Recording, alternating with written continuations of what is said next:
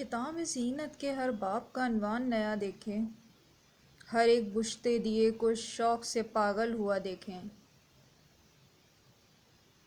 آج جتوئی ہاؤس میں خاص گہما گہمی محسوس ہو رہی تھی، حالانکہ آج کشوا فرید کی سالگرہ تھی اور اسے اپنی سالگرہ اتنی دھوم دھام سے منانا ہرگز پسند نہیں تھا، اور خاص طور پر اپنے بابا کے بعد گزشتہ 6 سالوں سے وہ یہ دن اپنی ماما یا پھپھو کے ساتھ گزارتی تھی۔ لیکن پچھلے سال پھپھو کے انتقال کے بعد اس کا کوئی ارادہ نہیں تھا اس بار یہ دن منانے کا،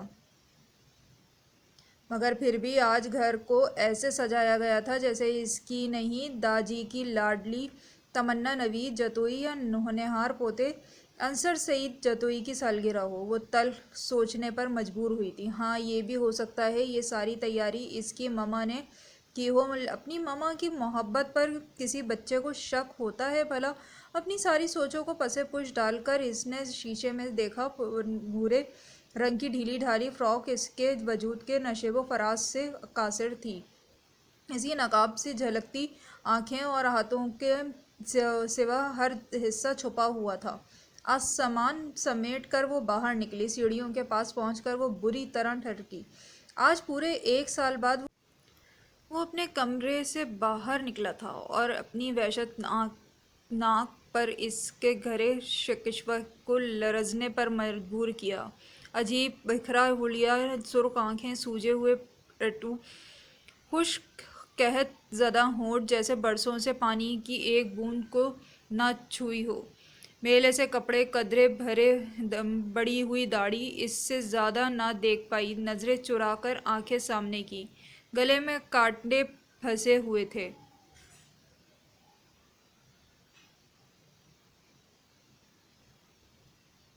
وہ کانپتی ٹانگوں کے ساتھ بھاگتی گرتی سیڑھیاں اترتی۔ اس کی ٹکر بری طرح سیڑھیوں کے نیچے فون پر کسی سے بات کرتے انصر سعید کے ساتھ ہو جاتی ہے، اگر وہ اپنے دونوں ہاتھوں سے گرل کو تھام کر اپنے پیروں کو روک نہ لیتی۔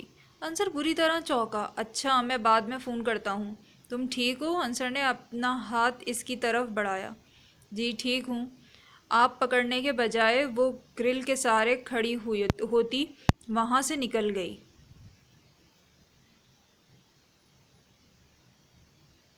السلام علیکم۔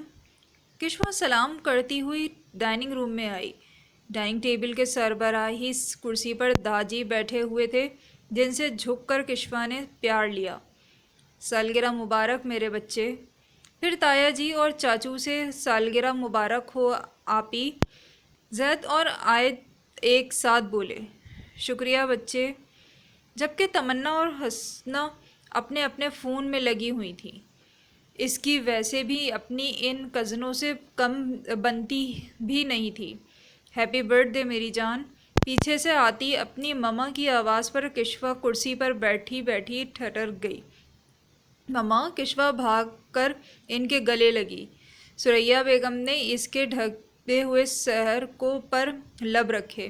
یار، یہ جو ہماری کزن ہے، اس سے کوئی الرجی ہے یا سیلف فکشن ہے جو گھر پر بھی چہرہ چھپائے رکھتی ہے؟ انصر حسن اور تمنا کے درمیان والی کرسی پر بیٹھا ہلکی سی آواز میں بولا۔ ارے برو سیلف، ارے نہیں حسنہ۔ انصر کو حقیقت بتاؤ، میڈم کا چہرہ جلا ہوا ہے، اس وجہ سے منہ چھپاتی ہیں۔ حسنہ کی بات کاٹ کر تمنا نے تنپر سے کہا۔ کیا؟ کیسے؟ انصر کو شدید ہمدردی ہوئی۔ اف کچھ نہیں، تیل کی چھینٹیں گر گئی تھیں۔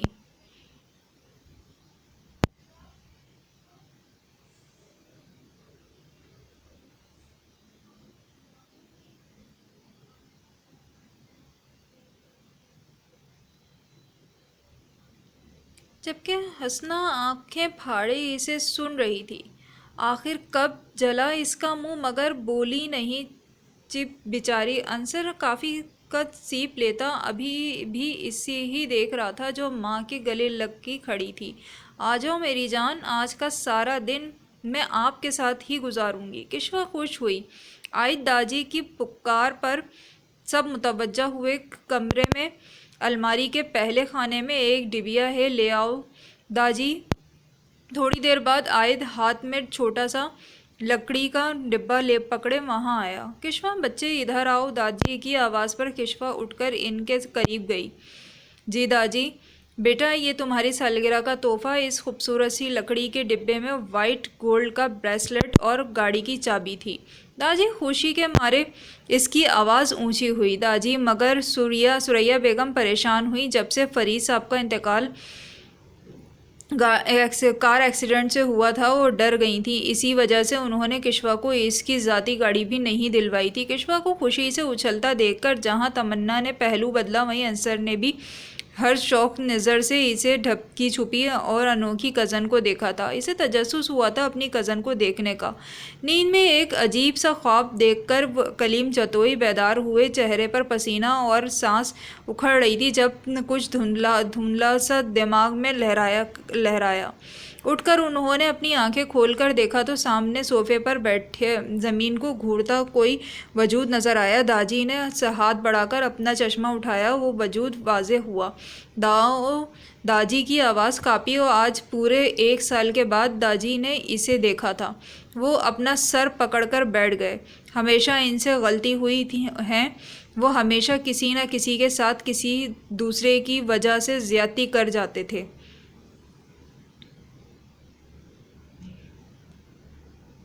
سال پہلے کا منظر ہاسپٹل کے بیڈ پر لیٹا مشینوں سے جکڑا وجود دانیہ جتوئی کا تھا، جو جاتے ہوئے بھی اپنے بیٹے کی زندگی کے لیے بھیک مانگ رہی تھی۔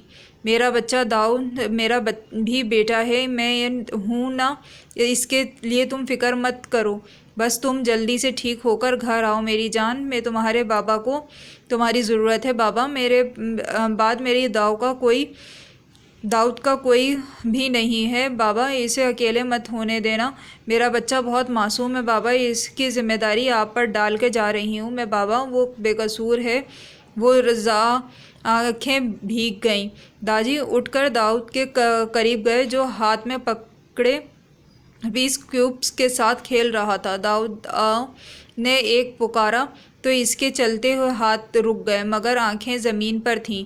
انہوں نے داؤد کو گلے لگا لیا۔ تھوڑی دیر پہلے داؤد جی کے کمرے سے تمنا باہر نکلی تھی، جس کے چہرے پر کچھ پا لینے کی خوشی تھی، لبوں پر دل فریب مسکراہٹ۔ چھوٹی تائی، آپ کو داؤجی اپنے کمرے میں بلا رہے ہیں۔ بنا اجازت سریا بیگم کے کمرے میں آتی تمنا بولی تو انہوں نے ناگوار نظروں سے اسے دیکھا، جبکہ ٹاؤن سے چہرہ خشک کرتی کشوا بھی چونک گئی تھی۔ وہ وضو کر کے آئی تھی کہ تمنا کمرے میں آ گئی۔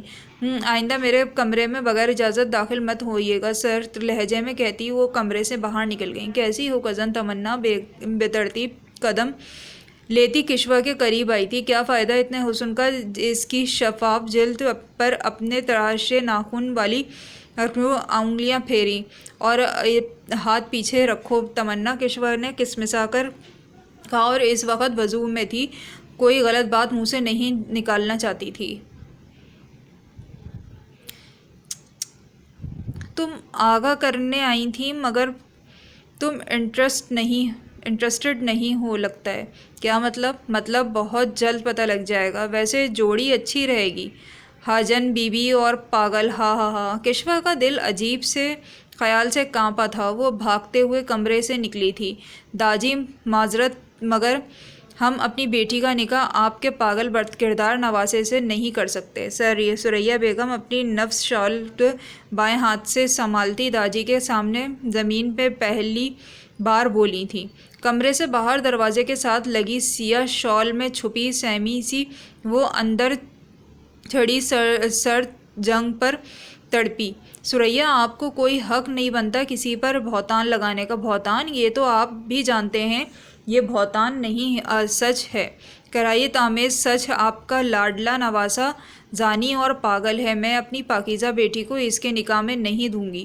لہجہ دھیما سا ہوا تھا مگر اٹل تھا۔ کشوا کو مجھے اپنی پوتی پر پورا یقین ہے، وہ میرا مان نہیں توڑے گی۔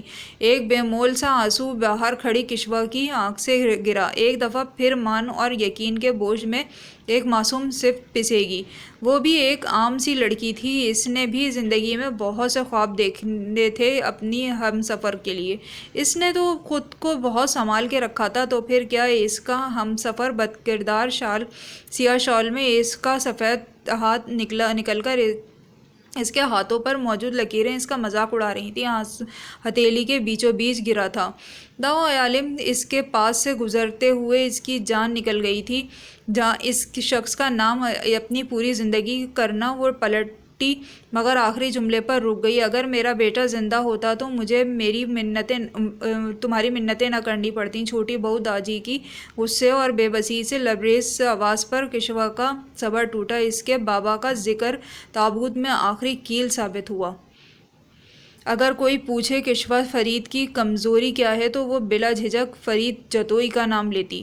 مجھے نکاح قبول ہے داجی، دونوں ہاتھوں کی مدد سے دروازہ کھولتی اپنی موت کا سامان کر گئی۔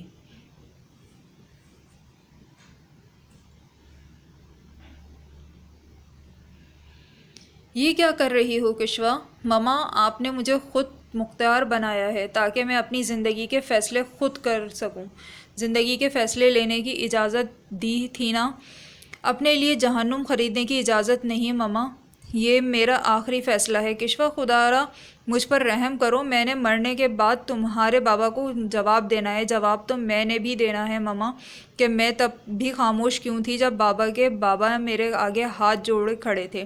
سب کچھ اتنا آنن فانن ہوا۔ ثریا بیگم نے بھی اسے بہت روکا، مگر جب وہ فیصلہ لے ہی چکی تھی تو منکر کیسے ہوتی؟ جہاں گھر کے آدھے افراد خاموش تھے، وہیں پر آدھے لوگوں کی خوشی دیکھنے کے لائق تھی۔ کشوا بچے، آپ نے بہت نیک فیصلہ کیا ہے، اللہ آپ کو اس کا اجر دے گا، یہ اس کی تائی جان تھی جو سر پر ہاتھ رکھ کر پیار سے بولی۔ انصر سعید غائب دماغی سے اس فیصلے کے بعد سوچ رہا تھا، کیا شادی نکاح یوں بھی آنن فانن ہوتے ہیں؟ کیا ہوا کزن، اتنے حیران کیوں ہو؟ تمنا اپنے چہرے پر آئی لٹ کان کے پیچھے کرتی ہوئی بولی، ارے نہیں کچھ نہیں۔ ارے پریشان کیوں ہوتے ہو؟ یہاں پر تو یہ سب عام سی بات ہے، اور پھر بچوں کو فیصلے پر ہاں بھی کرنی پڑتی ہے۔ کچھ باور کروا رہی تھی وہ اسے جیسے۔ انصر نے تعجب سے سامنے بھورے حجاب میں سرخ رنگ کی چندری اوڑھے بیٹھی کشوا پر نظر ڈالی۔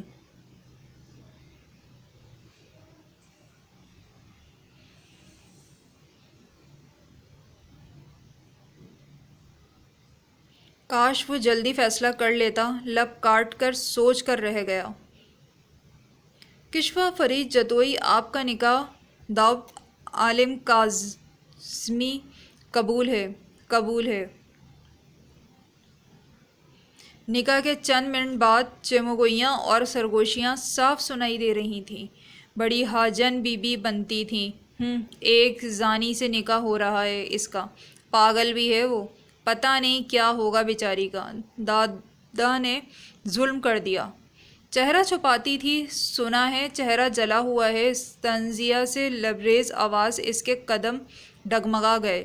اس نے چونک کر اپنے ساتھ بیٹھے اپنے شوہر کو دیکھا جو مسلسل زمین کی طرف خوفناک آنکھوں سے گھور رہا تھا۔ اس کے روح پر بے شمار زخم لگے تھے۔ بے شک اس کی اپنی کزن سے نہیں بنتی تھی، مگر اس کا کوئی حق نہیں تھا کہ وہ اس کی زانی زندگی پر کمنٹ پاس کرے۔ نکاح کے بعد وہ وہاں سے دوڑتی ہوئی کمرے میں چلی گئی۔ کہانی ابھی جاری ہے۔ چینل کو سبسکرائب کرنا نہ بھولیے گا، ویڈیو کو شیئر کریں اور لائک کریں۔ اپنا اور اپنے ارد گرد کے لوگوں کا خیال رکھیں اور اپنی رائے سے ضرور آگاہ کرتے رہیں۔ بہت شکریہ۔